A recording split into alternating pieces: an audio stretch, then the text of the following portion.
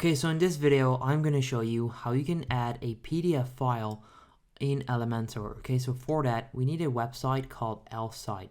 So you want to go to Elf site, and then once you're here, you want to click on widgets, and they have all of these widgets for your website, but you want to find PDF embed right there, which is under tools. So go to tools and then click on PDF embed.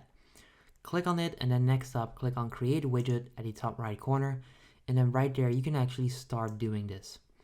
Okay, so next up, you have to choose a template. So you can choose any of these templates. Now for this video, I'm just gonna go with the standard one, embed PDF file.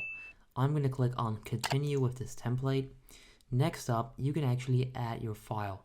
So this is a sample file. If you want to add yours, you wanna click on add right there.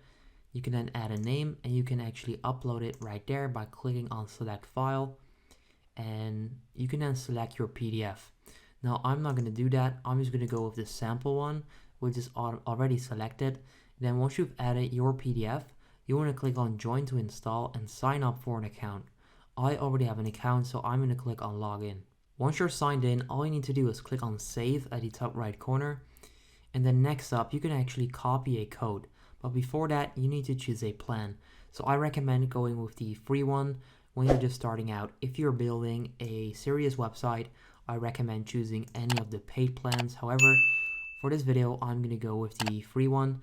Next up, click to copy this code, then go over to Elementor. Next up, click on search widget, and then simply type in HTML, and then click right there, HTML. Okay, so drag this over here. And then you can actually edit this, and then right there, paste that code, and then that should actually work out. And there you go. So right now I have this PDF file in Elementor. So that's how you can do this. If you appreciate this quick tutorial, make sure you go ahead and leave a like, and then I'll see you next time.